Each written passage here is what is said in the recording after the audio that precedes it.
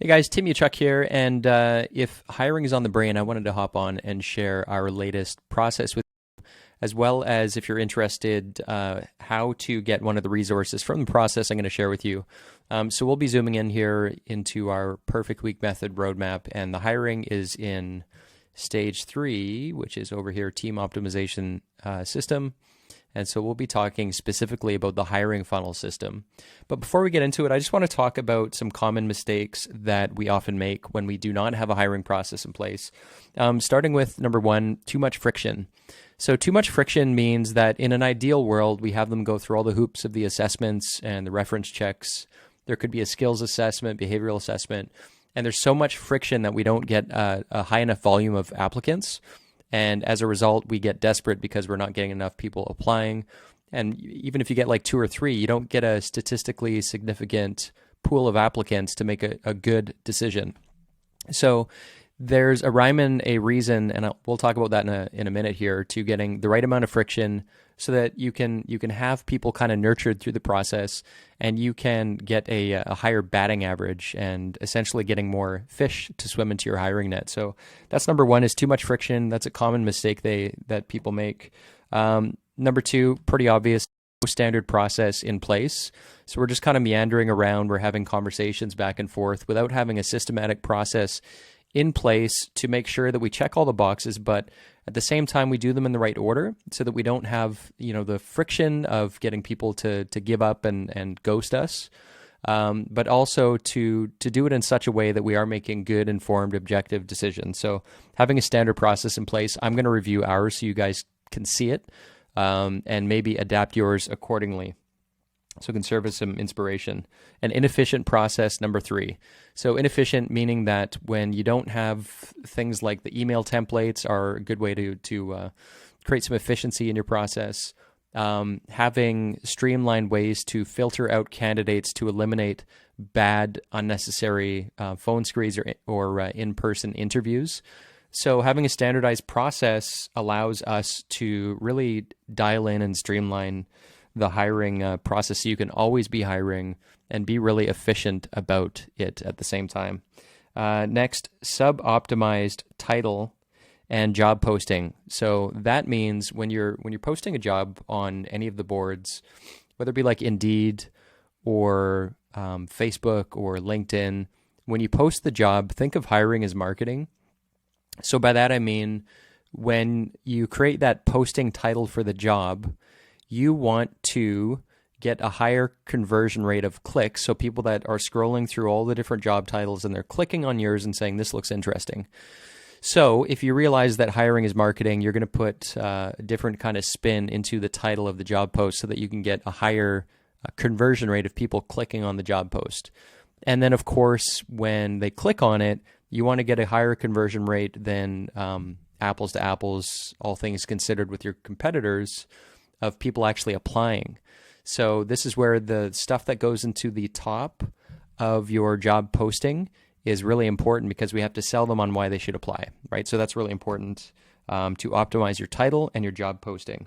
Next, too much lag in your response time. So if people are engaging and you're waiting for like 2 days, think of fishing, right? The fish has kind of swam past the boat. It's too late. They've lost interest. They might be further along another process.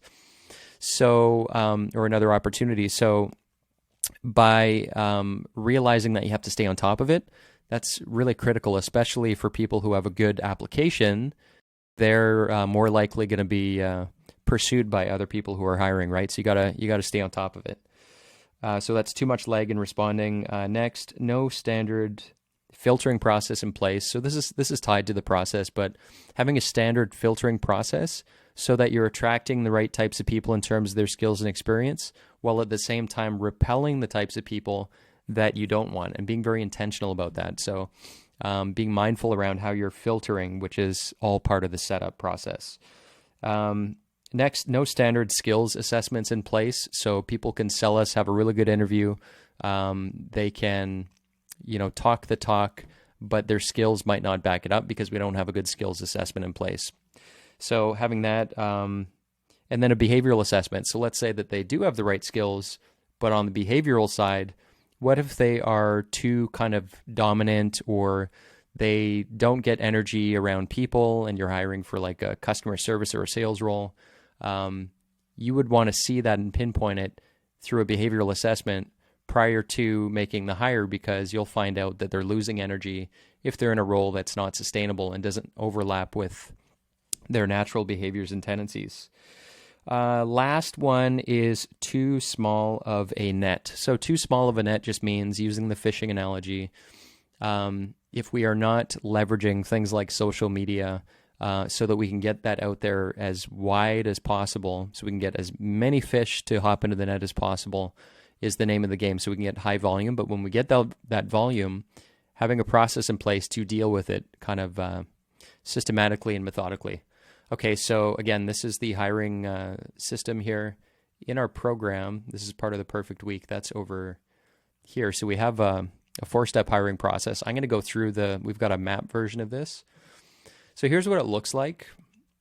There's a number of resources that we have here, but essentially we go through these stages here. So identify and define the new hires, post and filter, interview and assess, and then send, offer, and hire. So notice right here, preparing for the new hire. First thing is we don't just set up a job description. We go through something called an accountability canvas, which just goes through very clear responsibilities, meaning what are the hats they're going to be wearing when you bring them on board. Get really clear on that.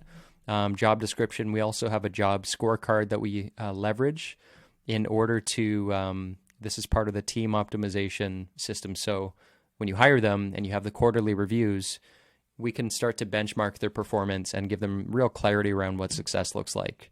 And then having a job posting template. So I'll share this if you guys are interested.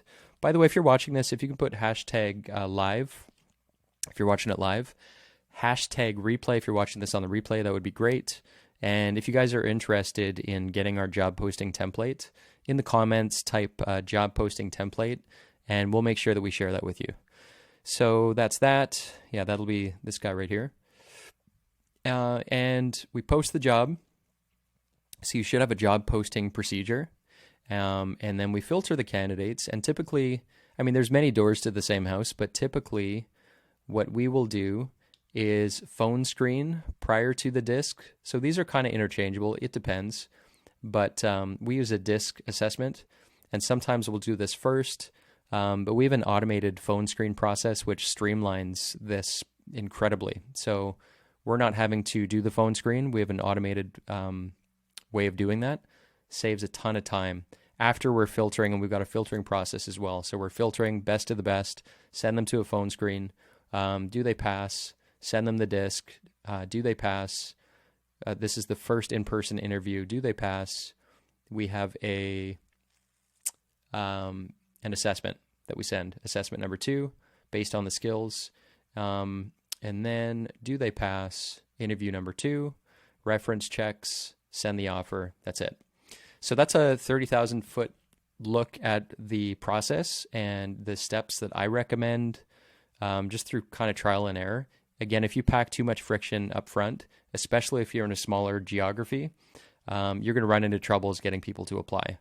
So hope this is helpful, guys. Wanted to hop on and just give you kind of a behind the scenes look at the hiring process. But for all the reasons mentioned earlier, this is going to save you a ton of time. It's going to eliminate the cost of making bad hires, which is like one of the biggest costs to your business.